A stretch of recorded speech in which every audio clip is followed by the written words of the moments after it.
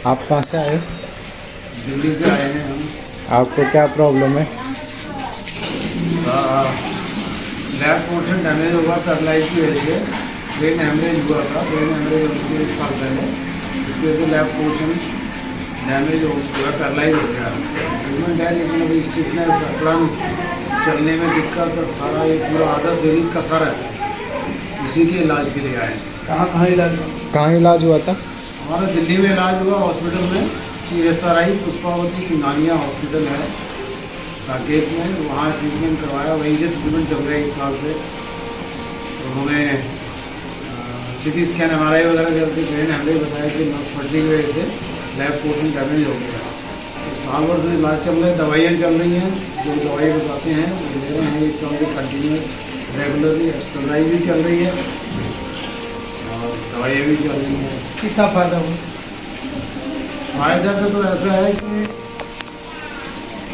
Improvement तो पहले जब दिक्कत आई थी उसके मुकाबले इम्प्रूवमेंट तो है चीज़ों में, लेकिन पूरी तरह आराम नहीं है। अभी जैसे पूरा सुनपना ख़त्म नहीं हुआ है और चलने में दिक्कत है। लैब पोर्शन थोड़ा झुका रहता है कंधा, और ये पूरा अकड़न, और जैसे पहले जो भारीपन था थोड़ा हल्का हुआ है, लेकिन अभी भारीपन अभी है। अब ट्रीटमेंट के बाद आपको कैसा लग रहा है? हाँ, डॉक्टर बाबू ने जो है इलाज जो किया है उसके बाद अच्छा महसूस हो रहा है और पहले के मुकाबले फ़र्क लग रहा है। काफ़ी आराम महसूस कर रहे हैं, रिलीफ और रिलैक्स रिलैक्स हो महसूस हो रहा है काफ़ी। और लग रहा है कि सर्विस हुआ। शरीर को जो महसूस हो रहा है उसके हिसाब से पहले के मुकाबले हल्कापन और क्या कह सकते हैं, स्टेप भी उससे उठ रहा है। हाँ, स्टेप भी उठ रहा है। और हाथ पैर जो है वो पहले से काफ़ी लूज फ्री हुआ है। जो पहले टाइटनेस और वो थी ना, अकड़न थी, उसमें काफ़ी फर्क महसूस हो रहा है। जैसे चींटियाँ सी और झंझनाहट सी जो वो महसूस होने लगी है। तो पहली बार में इतना आराम आने पे बहुत अच्छा लग रहा है, काफ़ी बढ़िया महसूस। यूट्यूब के मेरे दर्शकों, प्रिय दर्शकों, आपको मेरा सलाम। मेरा एक आज प्रश्न है जो बच्चे ने दिया है कि पैरालिसिस लगने के पहले क्या पता लग सकता है कि पैरालिसिस लगने वाला है? क्या वो पैरालिसिस किसी को टाइम देता है? पैरालिसिस कितने तरह का होता है? देखो भाई, हम लोगों ने अंगों पर नाम दिया।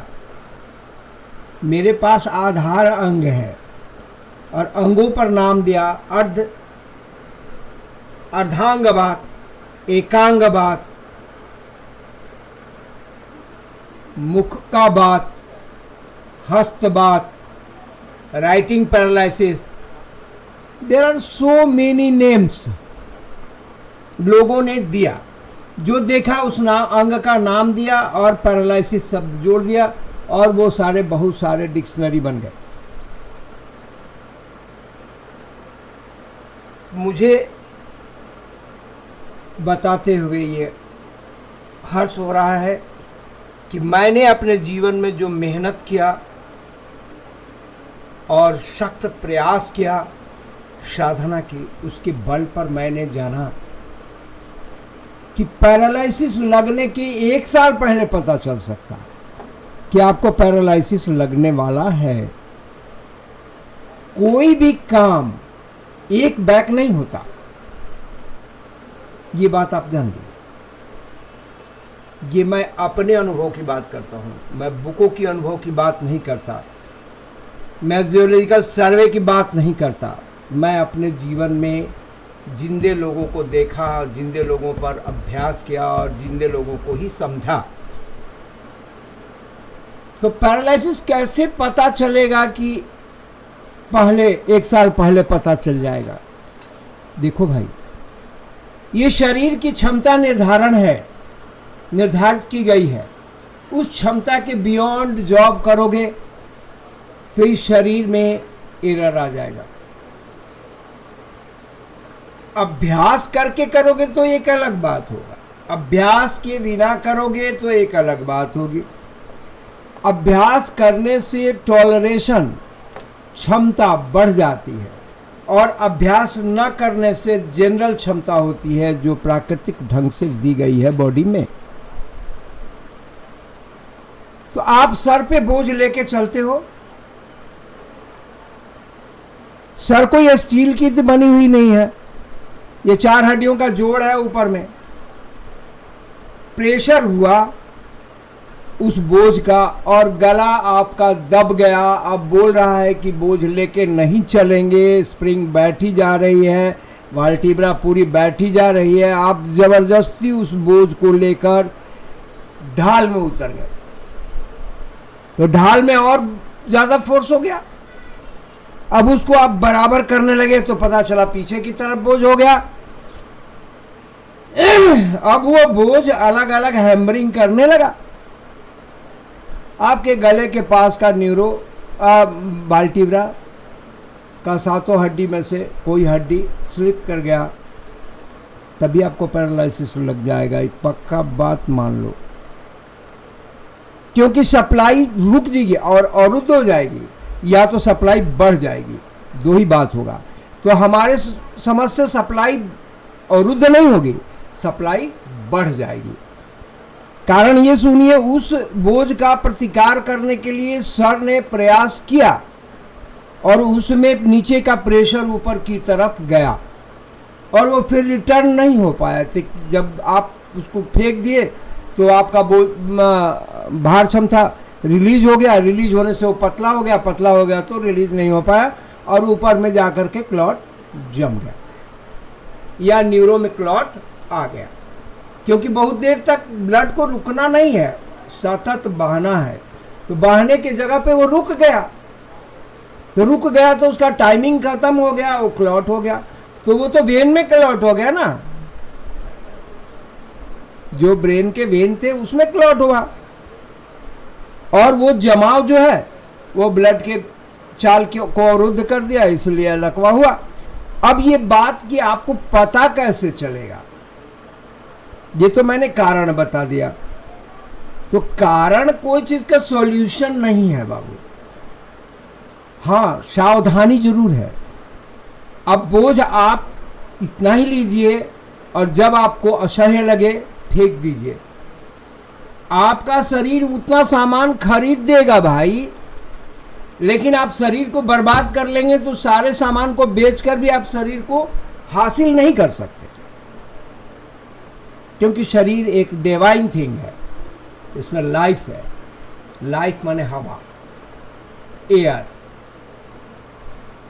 तो एक बात तो समझ में आया। अब उस आदमी को सुला करके अगर नाभि तंत्र में 16,000 न्यूरॉन हैं और ये सारे बॉडी को पकड़ के चलते हैं, तो जब ऐसा होगा तो क्या होगा, नाक टेढ़ा हो जाएगा, मुंह टेढ़ी हो जाएगी, आंख प्लेस छोड़ देगा। तो नाप के देखिए नाभि से, तो आपको पता चलेगा सब टेढ़ा मेढ़ा हो गया। कान की दोनों लंबाई अलग अलग हो जाएगी। तो 1 साल पहले की बात है, 1 साल पहले ऐसा हो सकता। आप कहीं से गिर गए तो तुरंत सावधान होइए, जा करके पूरे को आप मेजर कीजिए, मेजर करके देखिए कि बॉडी में कहां कहां एरर आ गया। आप सावधान नहीं है तो कभी भी लकवा लग सकता है। लकवा लगना मतलब जिस दिन लगा उसी दिन को लकवा लगना बोलते हैं, नहीं। हवा के चाल को अवरुद्ध होने की क्रिया को हम लोग लकवा बोलते हैं। जैसे एयरलॉक हो जाता है, गाड़ी एयरलॉक हो जाती है, just like this body airlock हो जाती है, क्योंकि एयर का सिस्टम बाधित होता है। मामला डाइजेशन पर भी है। जब ऊपर वाला ये होगा तो नीचे का पार्ट सारा ज्यादा एफर्ट देने लगेगा, और जब एफर्ट देने लगेगा तो ऊपर की तरफ बल लगने लगेगा और सब चीज तिहड़ बिहड़ हो जाएगा। यहां से लेकर यहां तक 24 हड्डियां हैं भाई, और 24 हड्डियों में से कौन हड्डी आगे चली गई, कौन पीछे चली गई, कौन बैठ गई, किसका डिस्टेंस कितना हो गया। बहुत लोगों का रीढ़ पीछे से खोल के देखेंगे तो देखेंगे, पानी डालेंगे तो पानी नीचे पैखाने के रास्ते तक नहीं जा रहा, वो तो बीच से कट करके पानी इधर चला जा रहा। तो पानी का लाइन बदल गया, इसका मतलब है कि आपका ऋण सही स्थान पर नहीं है। इतना तो बात को पता चल सकता। ये मैंने अपनी अभ्यास बताई। तो पैरालिसिस जिस दिन लगता है उस दिन क्रिकेटर जो है, रनर है, रन पर था, एक बैट लग गया, छक्का हो गया, बाउंड्री पार हो गया। उसी तरह वो कारण जो था बाउंड्री पार हो गया। तो बाउंड्री पार होने पर पता चलेगा, बाउंड्री के भीतर होने से पता नहीं चलेगा क्या कि रनर क्या कर रहा है, बैट्समैन क्या कर रहा है, बॉलर क्या कर रहा है, नहीं पता चलेगा। बॉडी का हर अंग को हमेशा जब भी ओवरलैप्स करेंगे तब होगा। अब बीपी को लोग बीपी की दवाई जिंदगी भर खाते हैं, और बीपी का पहला कारण है चंद सोच। आप बिस्तर से उठते हैं, हमारे भारतीय परंपरा में बिस्तर से उठने की क्रिया है कि बिस्तर पर उठकर बैठा जाए। अब बैठ करके पहला मैंने एक कैसेट में दी है कि पहली बात यह होगी कि आप तय करें कि कोई भी चीज को हमारे अंदर नहीं आने दें। बीवी नहीं चाहिए, बच्चा नहीं चाहिए, धन नहीं चाहिए।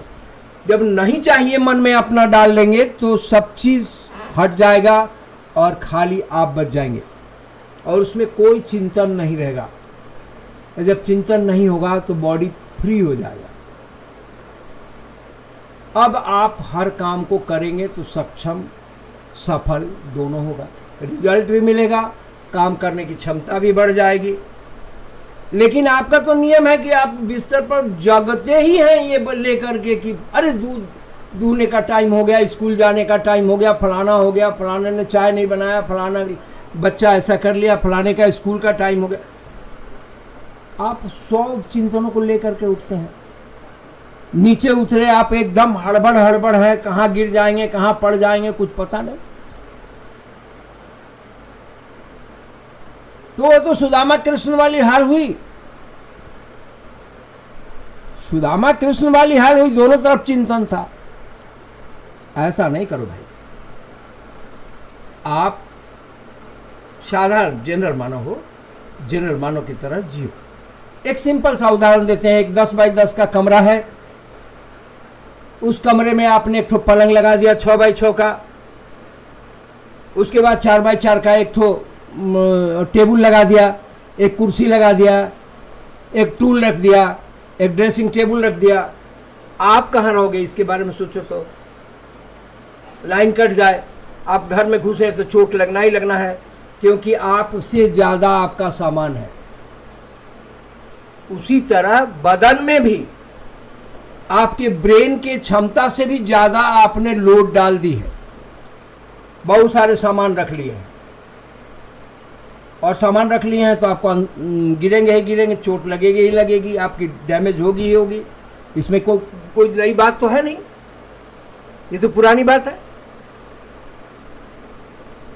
आपको अंग दिए गए हैं इसलिए कि उनको उस जगह पर काम लीजिए। रास्ता चल रहे हैं, आंख बंद करके चलेंगे, ये कोई बहादुरी है क्या? अरे वो गाय आ गई इसलिए मैंने ऐसा किया। सामने देखना जरूरी है क्या? आप साइड वाले को नहीं देखेंगे? आपके अंदर पूरे चमड़े में एक सेंसेशन दिया गया है। कोई अगर सामने से गुजरता है तो आपको चमड़े मालूम होता है कि फलाना आदमी दाहिने से गुजर रहा है कि बाएं से गुजर रहा है। इस नायाब पने को आपने खत्म कर दिया है। आप में नायाबता है नहीं, और नायाबता न होने के कारण आप अफेक्टेड हैं। और पैरालिसिस लगने के बहुत दिन पहले ही पता चल जाता है कि हमने गलती की है। पैरालिसिस ईश्वर नहीं पैदा करता, जो व्यक्ति को लगता है वही पैदा करता है। क्योंकि अपने पास, शरीर के पास सबसे नजदीक अगर कुछ है तो वो आप हो, जो सोल है आपका वो हो, और आपने इसको मिस हैंडल किया, मिसबिहेव किया, इसलिए ये हुआ। अब ये हो जाने के बाद क्या होगा? एक लाइन आता है, इसके बाद हो गया अगर तो क्या होगा? एक तो होने क्यों दिया आपने ये बात, इसीलिए मैं हर रोगी से बहुत क्रिटिसिज्म करता हूं कि देखो भाई, तुम्हारा ये कारण है और ये कारण को छोड़ना होगा। पुनः इस कारण को अपलोड नहीं करना शरीर में, नहीं तो पुनः पैरालिसिस के पेशेंट हो जाओगे, तुमको कोई नहीं बचा सकेगा, बोलोगे सेकेंड स्ट्रोक लग गया।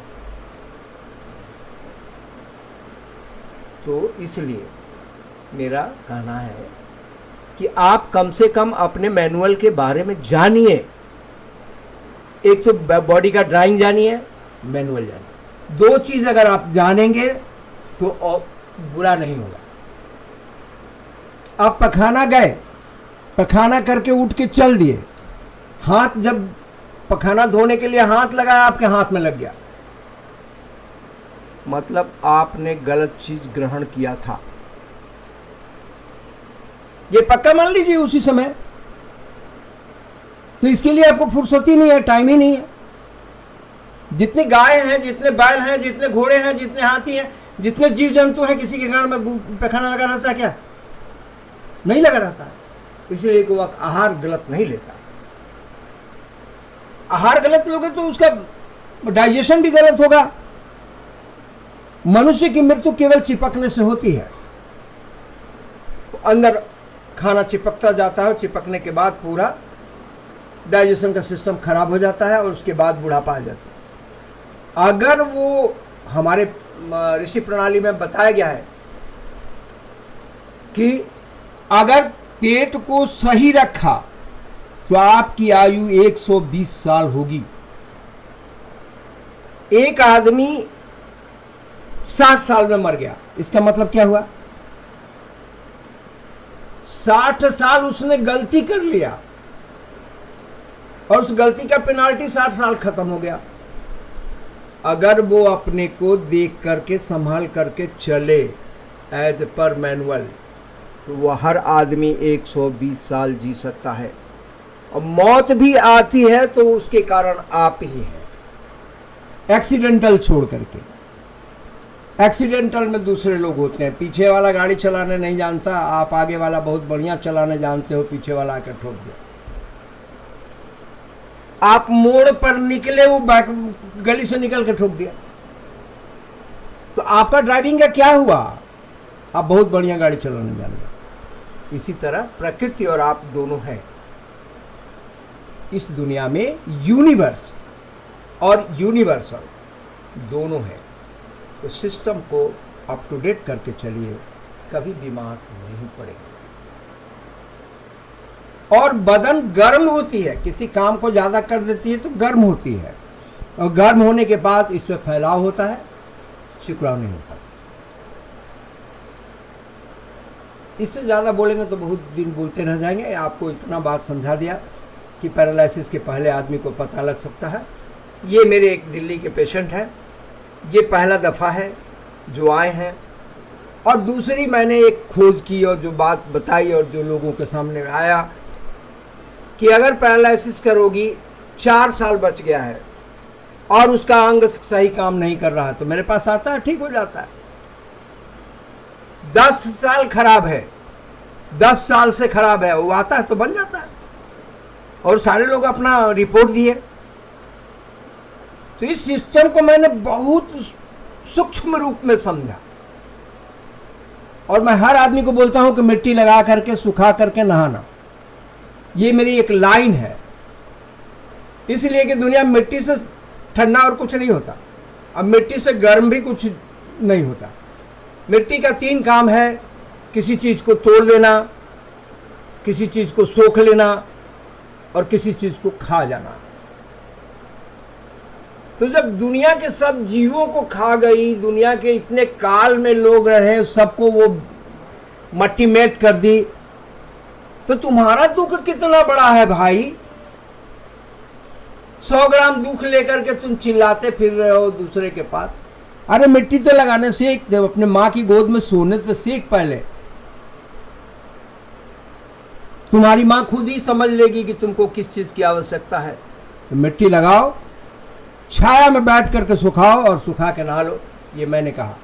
लेकिन बहुत लोगों से यह मुंह से सुना कि मिट्टी मिलती ही नहीं। तो मैंने तय किया है, उस पर प्रयास शोध कर रहा हूं, मेरा शोध पहले से भी है कि मैं बना के मिट्टी दूंगा, और ऐसा मिट्टी दूंगा जिसको लगाने के बाद आदमी को एकदम स्वर्ग अनुभव होने लगे। साबुन ही सब कुछ नहीं है बेटा, तुम्हारी माँ माँ है, तुम्हारे पिता पिता है। जहां तुम रहते हो अपनत्व है, वो तुम्हारा है। ये तो बात जानो भाई। देखो, ये रोगी आज मैं दे रहा हूं, ये हाथ नहीं उठा सकता, ये पांव नहीं फैला सकता, ये बहुत सालों का पेशेंट है।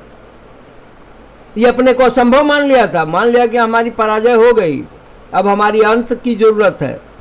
लेकिन इसने तो खड़ा होना शुरू किया भाई। ये दूसरा बार आया, आज हमने उसको बैठाया, उठाया, खड़ा किया, चलाया, बिना सहारा का, बिना स्टिक का चला। वो भी रिकॉर्ड दूंगा इसके बाद कि वो क्या है। बहुत लोगों का कहना है कि आप दूसरा रिकॉर्ड नहीं देते, आप पहला रोगी का रिकॉर्ड देते हैं। तो मैंने मन बनाया कि नहीं, लोगों को क्यूरिटी का एक रिपोर्ट भी देंगे। और मैं किसी को बुलाता बहुत बार नहीं, जब तक तुम्हारा बॉडी मांगता है भाई कि सर्विस पूरा हो जाए। जिस दिन सर्विस पूरा हो जाए उसके बाद आना बंद करो। 6 महीने पे एक बार बॉडी को सर्विस करा लो, बस यही मेरा कहना है। बहुत सारे प्रश्न लोग पूछते हैं, बहुत सारी बातें आती हैं। मैं एक कुशल कारीगर था, कारीगर हूं, कारीगर रहूंगा। मैं दवाओं के बल पे काम नहीं करता और दुआओं के बल पे भी नहीं काम करता। दवा और दुआ के बल पे नहीं काम करता। मैं जो काम करता हूं अपने जेहन और अपने हाथ के बल पे काम करता। अच्छा, थैंक्स फॉर दिस। आप लोगों को धन्यवाद। आपने गाठिया, साठिका, बात, कैंसर, यहाँ तक कि जो गले में नेक लग जाता है, लोगों के गला मोड़ नहीं पाते, उन सबको इंसान ने सिर्फ 1 मिनट में आराम दिया है और ठीक किया है। मैं बात कर रहा हूँ सिंगरौली में रहने वाले, जिनका नाम है लोटा बाबा। उन्होंने खुद उस बीमारी का पूरा अध्ययन किया, समझा।